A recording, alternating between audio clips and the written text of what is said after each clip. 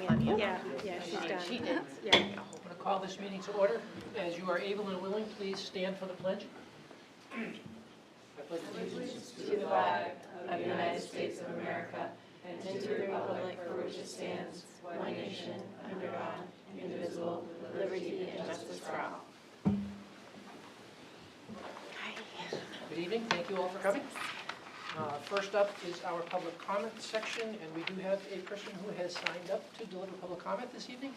I would ask if you please would go to the microphone to do your comment. Start with your name and your town. You've probably seen the guidelines around delivery of public comment. Okay, so. Hi, I'm Haley Gray. I'm a Marshwood graduate. I'm parent of 3 Marshwood kiddos. I just wanted to come and say, with everything that's going on, I really love our schools, and I love the inclusivity that we have in our schools. And I know there's been some talk in the past about books, or I know last week or whatever it was about Molly's tuxedo.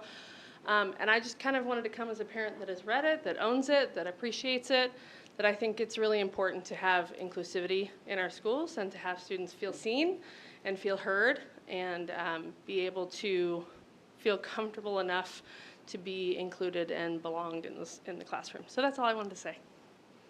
That's it. Thanks. Thank you. Thank you. That concludes our public comment section and brings us to the report of the secretary. May I have a motion, please, to approve the minutes of our last meeting?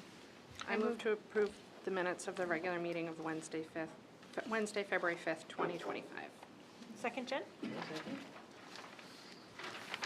Good. Comments or questions? Always, as always. Amazing. So clear, so easy to read. Any other comments or questions from the board? All in favor? That's 5-1. Those are approved. That brings us to the report of the chair. I have 3 things on my list. First is that we did have our monthly-ish meeting this morning with the officials from our 2 towns. It was a very productive meeting. The main topic of discussion was, for all 3 entities, was budget, of course. Did you want to give any input? I came a little late. Do you mind? I did not. No, that's right, I forgot. Mike from Elliott talked about how the budget is going down there. He thinks there's going to be a very modest increase in their budget, which he's very, very happy about. Jen talked about a somewhat larger, but still relatively modest increase in the supper budget as well. The revaluation of the property that's going on right now should be complete by April 1st.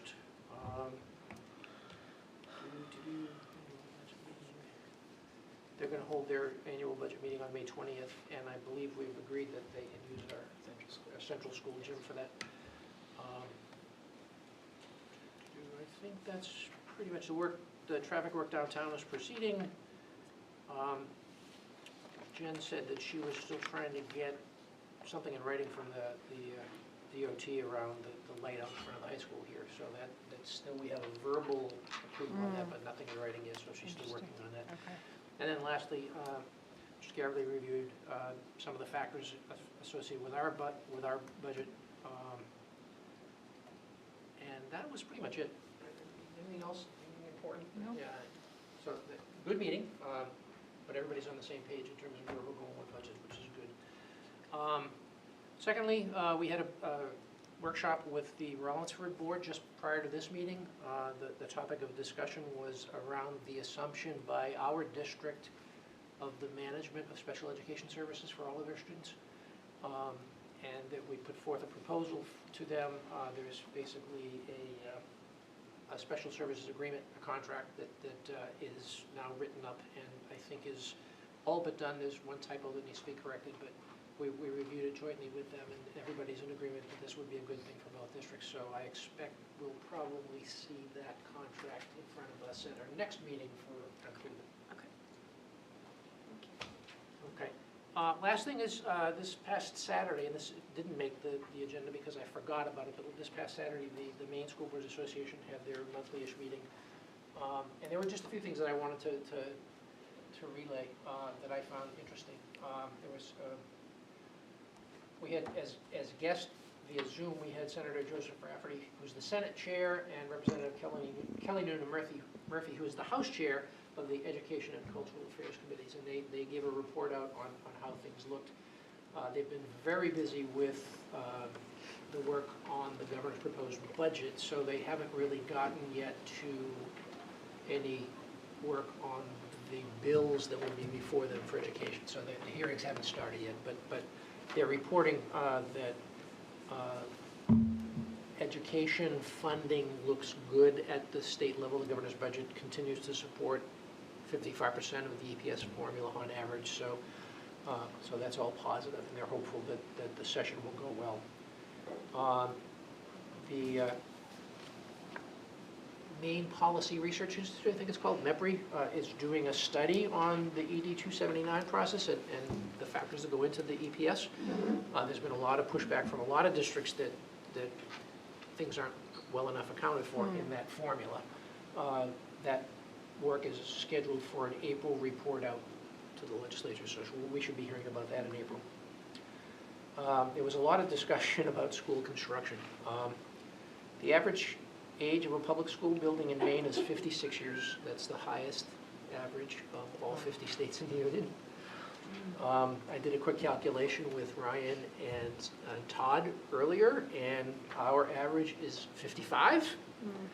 And that is skewed toward 55 by the fact that the high school was built in 1995. It's only 25 years old, so among the other buildings, well, for instance, as you saw on the hot board, Central School is celebrating its 100th anniversary this year. So it may be time, not tonight, but in the near future, to start thinking about whether we need to address the age of our school buildings.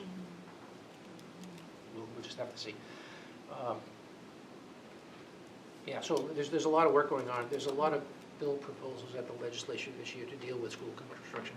It takes a long time and it costs a lot of money. And they're looking at, and there's a wait list with maybe 5 schools that get serviced per cycle, and there's a need for it. So there's going to be a lot of activity in the legislature this term. Okay, so that concludes that, and that concludes my report.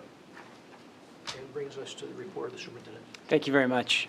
First on our agenda is just an update with the meeting that we had prior to this, the board workshop with Rollinsford. We've talked about the term mutually beneficial, and so this was an opportunity to be able to partner with Rollinsford in a way that benefits their students, benefits their district, and also benefits our district and our taxpayers and our students. So we're really excited about the opportunity that will be up for a board vote. I believe it's the 6th or 7th of March, which is our first meeting. And that will be also the night that we'll do I'll do my budget presentation to the board. So just wanted to kind of share that with the public.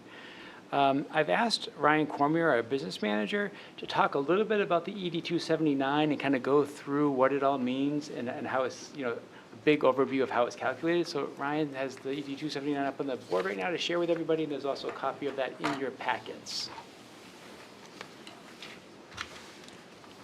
So, everyone's favorite night of the whole year, I'm sure, is coming to listen to me talk about the state subsidy formula. So I tried to just give you some red notes of what I'd like to talk about a little bit tonight and just kind of go through this step by step. This is going to be a quick overview. If you have questions after, you can feel free to reach out. I'll be happy to answer them. So starting on the first page, top of the page, section 1. A is our attending counts. So they take our attending counts for the last 2 years. So when we do our certified enrollment, which I come and report on, they're going to take those last 2 most recent counts and they take the average of the 2. So that's where we start the state subsidy formula. And the reason they take 2 years is to average out any kind of or to smooth out some of the spikes year over year, to try to get it to a little bit be more smooth. They then take our number of students at the elementary level, pre-K to K, 1 to 5, 6 to 8, 9 to 12, and they apply staffing ratios to them, which is section B. So that's the fun part. Basically, I always go to school nursing because that's kind of the most egregious example. I think they say that according to their formula, if you have 800 students, you get 1 nurse. So none of our school buildings have 800 students, so therefore none of our buildings would have a full-time nurse. That, to me, would be kind of crazy. We need a full-time nurse in all the buildings, so we're going to staff how we need to appropriately to service the students. not based on the state subsidy formula. But that's how they're doing their calculation. So basically, if you follow that across and you get to a EPS total FTEs, they're saying for school nursing, we should have 2.63 full-time nurses in the district. We have a full-time nurse in each building to make sure that the students' needs are met on a daily basis. But that's how the staffing ratios work. They basically take the number of students at each grade level and multiply it out or divide it out, and that's how many staff members they calculate. So next to where it says EPS FTE total, we have our actual FTE total, and I did a little call-out box there kind of showing where we were last year comparatively to this year. And the reason I did that is the last couple of years we've been trying to really nail down our special education costs. And there's positions that were previously reported here under regular education that we've now moved to special education. So we've effectively moved almost 9 positions. And why would we do that? So for example, last year we added adaptive PE teachers.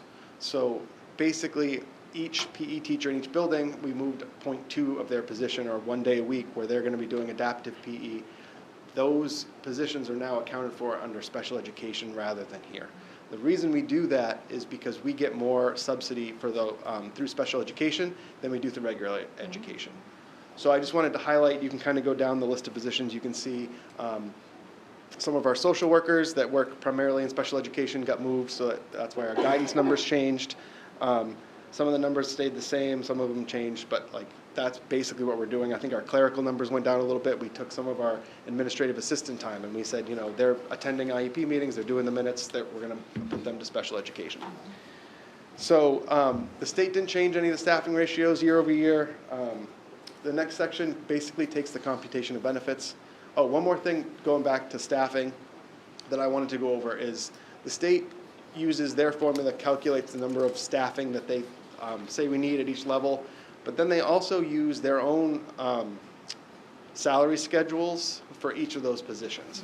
So it's not how much we pay the teacher, it's how much the state calculates based on their years of experience in teaching that the state thinks they should be paid. So when the state's calculating how much they're going to give us per teacher, it's not based on what the teacher's actually making, it's based on what the state says they should be making. So it's a pretty big distinction when you're going through. The next is computation of benefits, and they basically just take the numbers that they've calculated for salaries and multiply it by a straight percentage. For teachers, guidance, librarians, and health, it's 26%. For educational technicians and library, it's 40%. And for school administrators, it's 21%. And those are kind of arbitrary. They're not what we would pay for benefits, but that's, again, how they're calculating those benefits. I did a quick analysis of the other support per pupil costs just to kind of show you how those numbers have changed. So they do a pre-K through 8 and a 9 through 12. Sometimes I gave you one number because it was the same percentage increase for both, or sometimes I gave you 2 numbers because the elementary changed differently than the secondary. But basically, if you kind of go down through the whole sheet here, at the very bottom, I say the overall amount that they allocated us for elementary was up 3.76%, and for secondary, it's 3.7%. So basically, on this page, the state's calculating that we're going to get this many dollars for an elementary student and this many dollars for a secondary student. That's based on our attending enrollment. On the next page, at the top, there's a second enrollment calculation. Those are our subsidizable students. So those are the students that we would receive subsidy for. The difference mostly for this, for our purposes, are the Rollinsford students, because for the Rollinsford students, we charge tuition to Rollinsford. We do not get state subsidy for those students. So if you look at the difference between what our subsidizable enrollment is versus our actual enrollment, it's mostly Rollinsford. The other thing that could jump out there is the pre-K enrollment. If we have pre-K students that are attending from other districts, they may not count towards our subsidizable enrollment, but be included in our attending enrollment. Or any kind of superintendent's agreements, if they're from whichever state, like that's the other, or not state, another town. So you can see the one thing I wanted to really point out here is the pre-K. So you see we dropped from 136 pre-K students last year to 99 this year. Most of that was due to out-of-district students that were attending. The problem with the pre-K enrollment, I said at the beginning that they take a 2-year look at enrollment and smooth it out. They do not for pre-K. So I highlighted where it says most recent October only. They're only using that 99 number. So as you go across the page and you look at the allocation that we received for pre-K, last year we received over $1 million, and this year we only got 865,000. And the main reason for that decrease was that decrease in enrollment.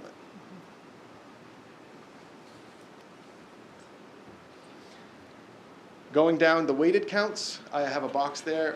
Last year we were at 12.15%. That's our free and reduced population. That's based on the student nutrition applications that we receive, plus the students that are directly certified as free and reduced from the state of Maine. That increased this year. We did a really good job with our applications. We went from 12.15% to 18.81%. So that was a huge, huge increase, over 54%. That equals more dollars for us in the state subsidy formula. If you followed all this math down to the bottom of the page, our overall increase in this section was $485,000. On the next page are some of the individual programs. There's the Gifted and Talented program, which increased almost 10%. Our special education increased 3.38. So the staffing people that we moved in the budget and that you saw at the front page, that's going to take a year. Special education is 1 year behind, so we should see a bigger jump in costs next year. The special education high cost out of district went up 0.2%. Transportation went up 3%. That includes the new software. The state stopped paying for our routing software from the state. It was called TransFinder. There was only about 4 districts that were utilizing the state-funded program, so the state pulled the funding, but they added money in the state subsidy formula for software. So we had a discussion about that at Finance and Facilities earlier. And we have an approved bus allocation. We get approved usually for a bus, maybe 2 every year. That went up 6.67%. So overall, at the very bottom is the total combined allocations. That's basically what the state's saying our total budget should be based on what they're calculating. So it's just under $28 million, which is an increase this year of about 2.7% of where we were last year.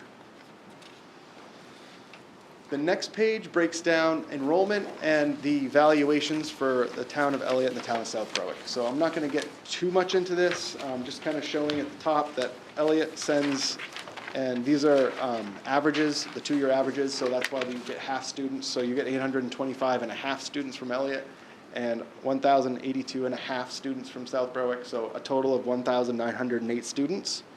And they give you the percentage breakdown of both. The next part is the 3-year average valuation for the 2 towns. So they take the valuations from the last 3 years, again, to smooth things out. Elliott's increase over last year was 6.9%. South Berwick's increase was 13.01%. So South Berwick's property values, as far as they're valued with the state of Maine, are going up faster than Elliott's at this point in time. And then the mill expectation is the state takes those valuations, multiplies them out, and says you are required to raise this much per town. Last year, that mill rate was $6.62 per thousand. It dropped this year from $6.62 to $6.10. So just kind of giving you an idea, looking over to the far right, the total municipal allocation, or what the state says they were required to raise to be able to receive our subsidy. Elliott's actual allocation went down from $7.5 million to $7.4 million, and South Berwick's increased from $5.7 million to $5.9 million. So South Berwick's valuation went up, even though the mill expectation went down, because the values of the properties were increasing at that level, so that it still caused an increase.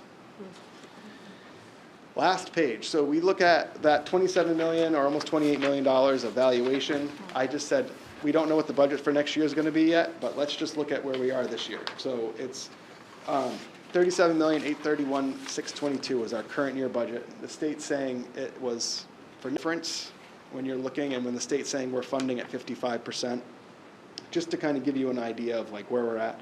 The overall increase in state subsidy funding for this year will be $611,000. But if you look at down here, I know it's small, but the state's saying they're paying 52%, but it's 52% of that $28 million. But we're really at 37, 38 million, so it's really only like 38%. So I just kind of wanted to throw that at the end. Yeah. It should always be understood that the 55% commitment is against the EPS formula. It's against the No. EPS Not the formula, actual- not the actual reality. cost of Yeah. Right. what it is to run the schools. And we're not unique that we're raising over and above what the state subsidy allocation is. And I think Mr. Caverly called the school safety center or someone, and they asked, does anyone just fund right at that level? And they wouldn't say not 100%, but it was pretty much no schools fund at that level. Majority. They didn't want to say 100% because maybe there is one, a small one somewhere, but. Sure. Are there any questions? So as we've gone through this process, we start with September with the class size count, so we see what the enrollment is, then we talk about the policy around our class size policies, and then we start to work towards, now we have the EPS formula based on those numbers, and that is so trying to show the clear progression of how we build the budget. And so those numbers just don't come out of thin air. It's a process that we go through, and I've tried to, as we've had these meetings all along the course of the year, take everyone on a journey as to what that looks like. And obviously, the next step is going to be us calculating what we feel our needs are, and as we present that budget in the first meeting in March. Thank you very much. Thanks, Ryan. Thank you, Ryan. I just had asked Christine and Brett just to kind of share a couple of the upcoming field trips. I know there was some questions about that in the past, but just in the springtime, what are some field trips that are coming up? There's some student experiences I know that have been a passion of the boards, and we just wanted to take an opportunity to share that. So.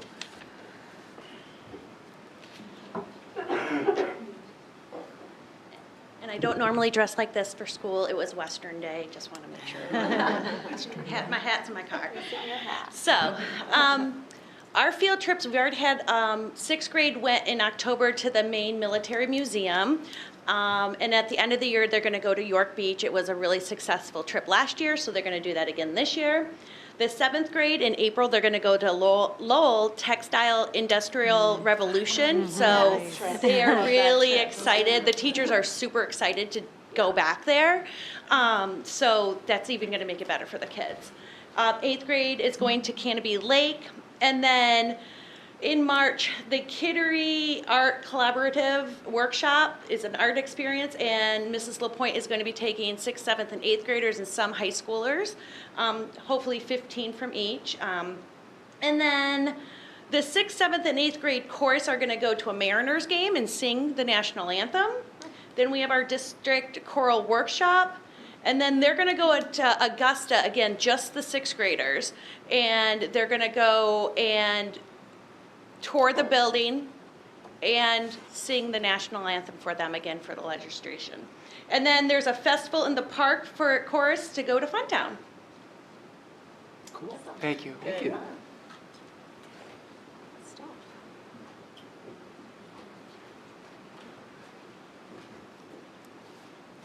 So currently, we have 15 field trips scheduled for the remainder of this year to a variety of places. I'll start with Mr. Gratian. He's got a number of winter guard field trips to Portland, Salem, Biddeford, and there's one other one in there. Mr. Gratian, where are you? To Elliott, South Berwick Parade, the holiday parade.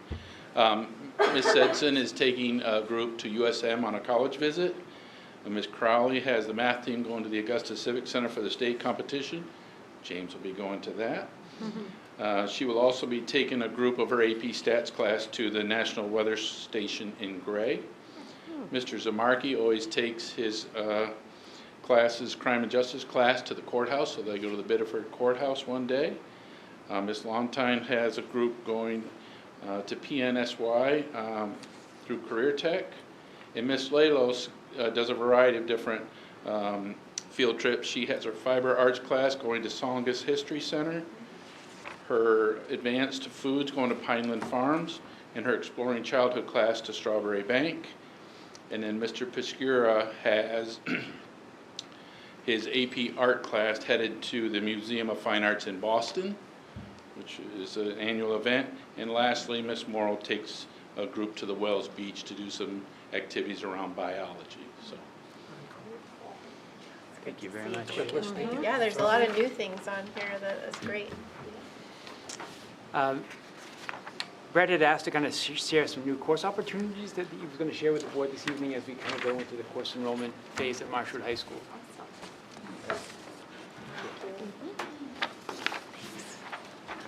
So each year, we go to all departments and we have them discuss our program of studies, and in some cases, just a question of tweaking the description of the class.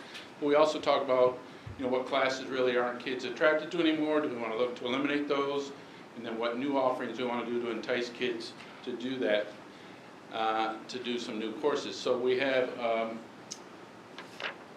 as you know, Lily Whalen is our new theater director, who is also our chorus teacher and music and so on. Well, she's looking to introduce a couple theater classes for kids to take as a fine arts credit. They would be semester-long classes, so you've got a musical theater class, which is a kind of a basics of musical theater, how to perform, how to audition, how to do some of those different components, and then a choreography for music theater, which it's not one isn't dependent on the other. They can take either one at either time. We really feel like this might help build some of those courses for kids and reach another segment of our population that we don't have a lot of course offerings for. The last thing at the bottom of there, our foreign language department, and I didn't know this before, but there is a thing out there called a Maine Seal of Biliteracy.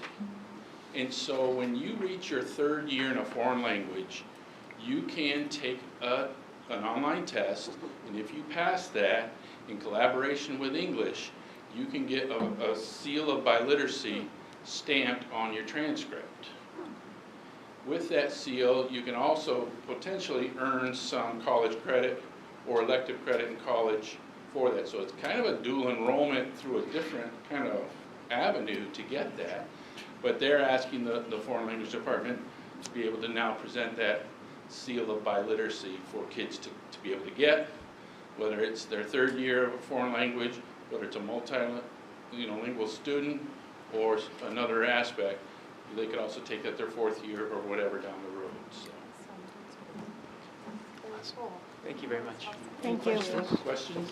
The test, the standardized test for the biliteracy is, there'd be a cost for that, I assume. There is a So that'll cost, have to yeah. be in the budget. And similar to AP testing, they would have to absorb that cost.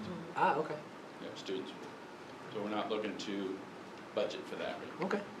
And just Thank to clarify that these aren't in lieu of offering more dual enrollment Nope. opportunities. Nope. These are in addition to. This is like an extra stamp of approval on their transcript. Okay. Thank you. Next, I just have some sad news. I received a resignation today of Debbie Kelly. Debbie's been a long-time teacher at Central School, just a valuable member of that community, outstanding human being, and I'm happy for her that she has the opportunity to retire. I am sad to see her go because she is a difference maker, and so I received that letter today, so I did want to let you know that.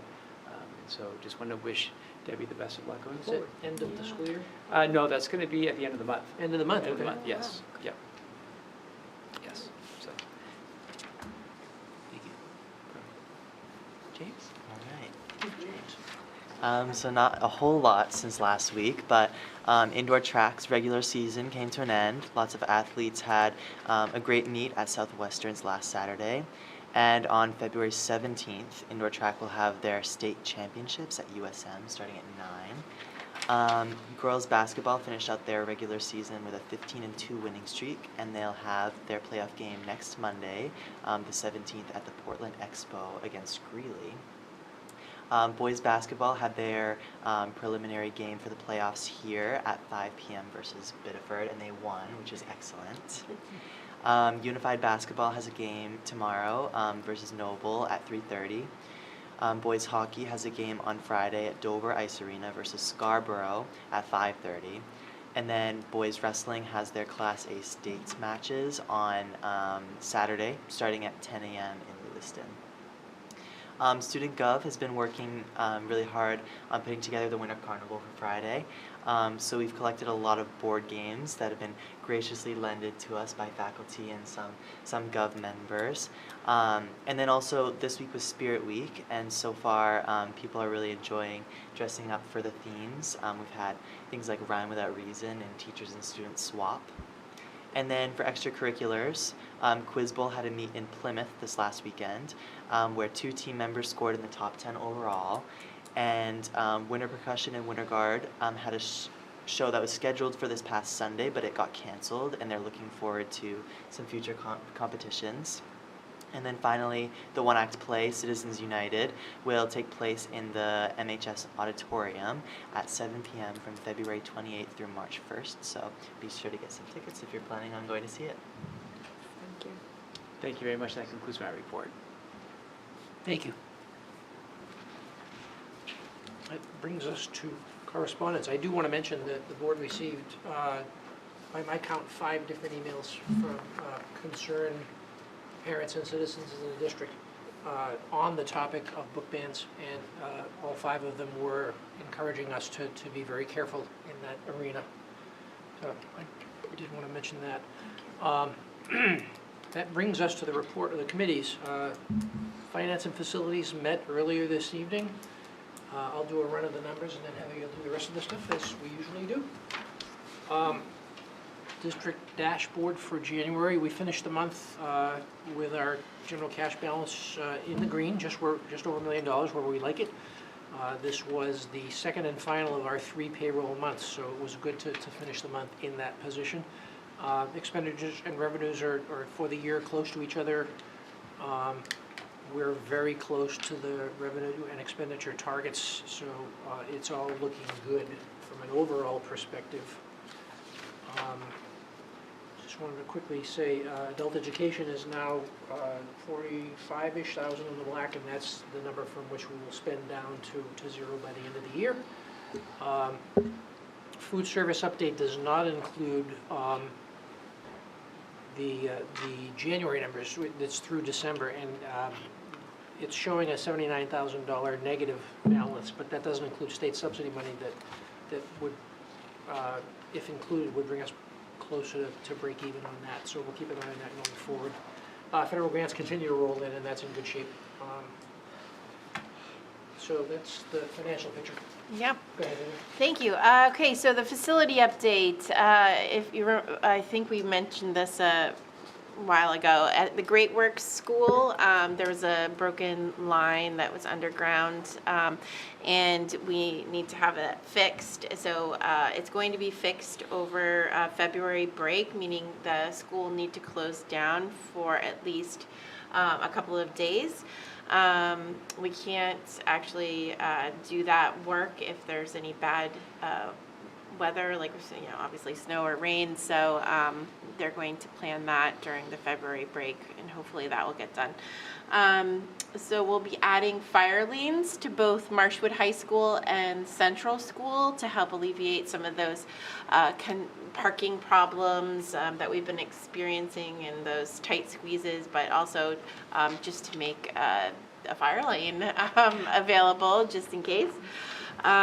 In terms of the transportation update, administration has been looking into making things more efficient and effective to lead to our district savings, which has been very important to us.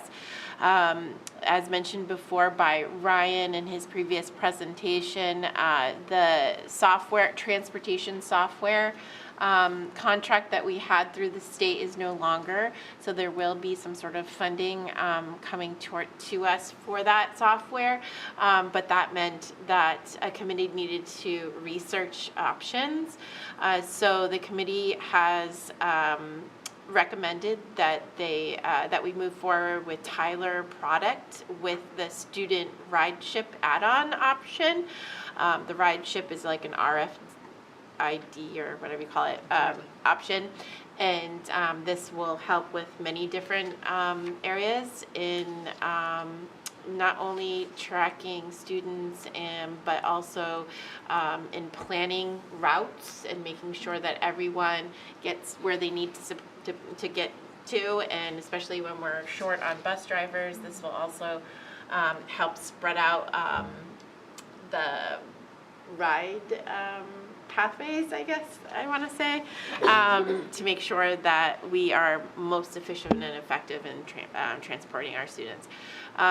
Additionally, I think Ryan mentioned, subsidy funding for new buses, but we've decided, well, we have plenty of buses, that we will be looking into purchasing 2 mini bus vans. I forget what they're called. Minotaurs. Minotaurs. Yeah. This will be an excellent, efficient, cost-effective add-on to our fleet because these vehicles do not need certified big rig drivers.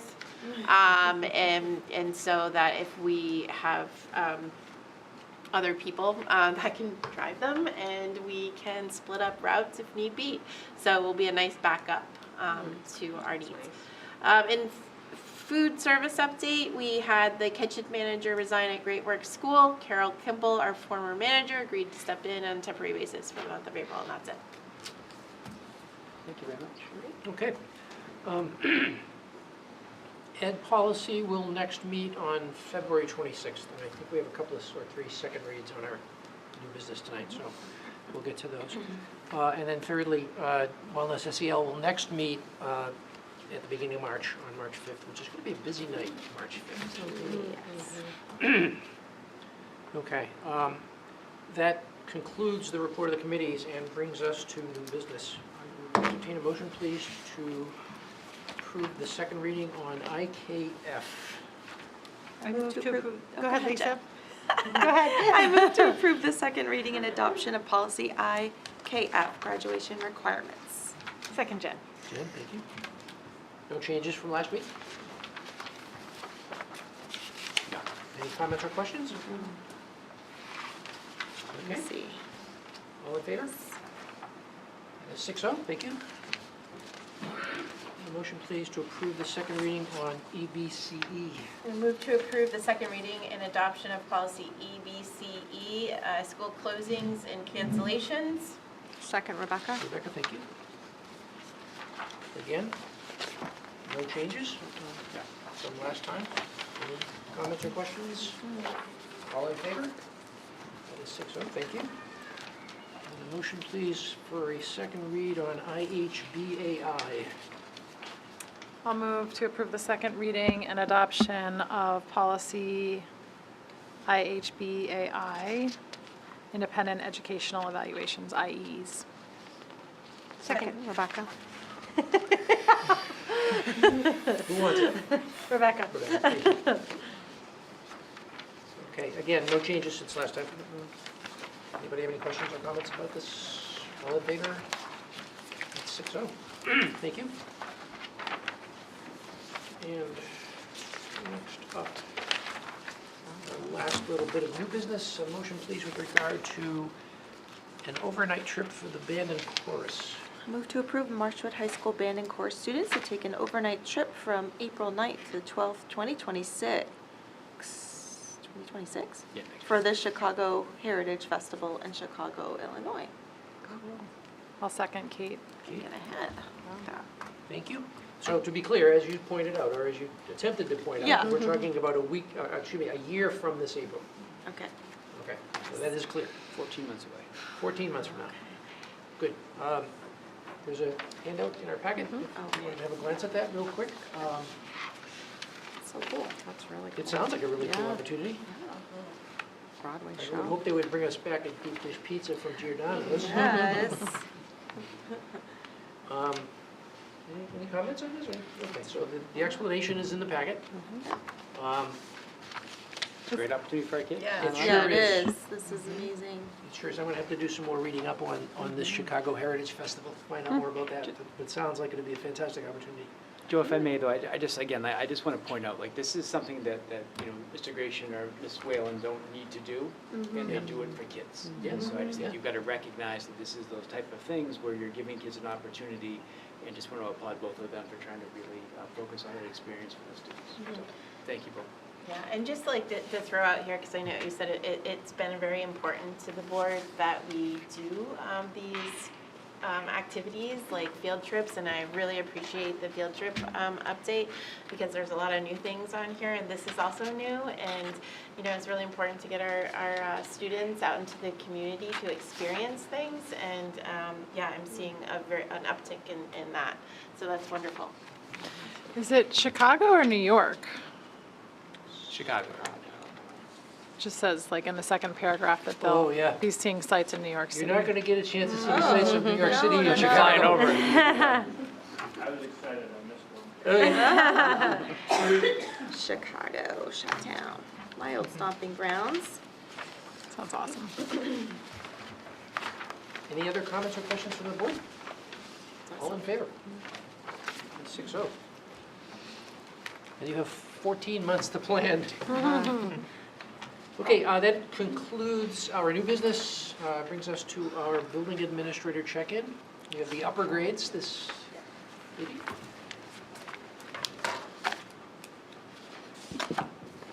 So we had a great musical, Rock of Ages. Our students, they nailed it, and it was so amazing that a lot of the students had singing parts. It wasn't just a few, it was a large amount, and the kids were so proud, and it was so great to see them. Volleyball and wrestling have started, and Spirit Week is going on. We are piloting, Hawk Buddies is in the district, and it's usually the high schoolers going down to the little grades. We are piloting it at the middle school, and we have 4 high schoolers that are matched that come down weekly with our students, and they make connections, they work on organization, they play games, and they do homework completion. So that's been really going well at our school. Upcoming things are Scholastic Book Fair is coming, school-wide talent show. Our dances are being planned, our school dances, so 6th, 7th, and 8th they're coming around. We did this really cool activity today, and we took all the kids' pictures, so 480 some kids at our school, every picture, and we posted them all over the cafeteria for our staff meeting. And there was 4 questions. Do you know their name? Do you know their face? Do you know anything about this student? And do you know anything about them academically? And all the teachers and staff went around and put a check mark under those things that they knew. And every student had more than one. So we are really working on all students having a connection with an adult. And we are seeing the growth through that, especially through BAR. And BAR update is, unfortunately, we didn't get chosen to speak at BAR this year, but we were awarded a scholarship to pay for myself and Katie Gilpatrick to go free of charge. So that's our update, and it was really cool, and we're really proud of it. So. Great, thank you. Yes, thank you. So can I just give you a quick comment? The thing with the check marks and knowing the students, I mean, one of the things that shows up in my HOS data every time is the percentage of kids that are reporting that they don't feel like there's a staff person that even knows who they are. So that is super important. Thank you. I just have one piece of news to share tonight. Each year, every principal in the state of Maine is invited to the Maine Principals Association banquet in Brewer, Maine. And they're allowed to bring one senior who's done an outstanding job for their school with them. It's always a challenge because we have so many awesome seniors. But I got to be honest with you, it wasn't that hard this year. And when I describe this person, it's so easy to list everything they do, but yet it's so hard to list everything they do because we don't know everything they do. At least I don't know, and I'm like, I didn't know James Foss was doing this and doing this and doing this. So it's a very easy decision to make for James to go with me. When we go, we will have a banquet meal. They'll have a keynote speaker, and then during there they draw 10 $1,000 scholarships. I've never won. At least not me, but my candidate. James is it. So this is the year. This is the year. So congratulations, James. You definitely deserve it.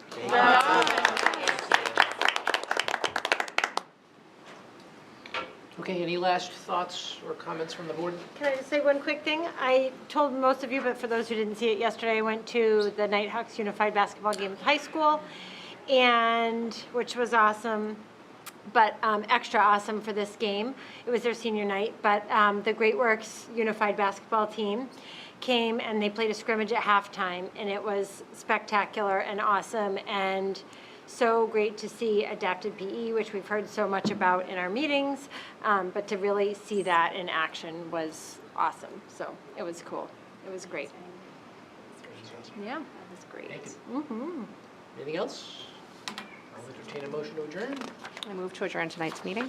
I'll second. All in favor? It's 6:00.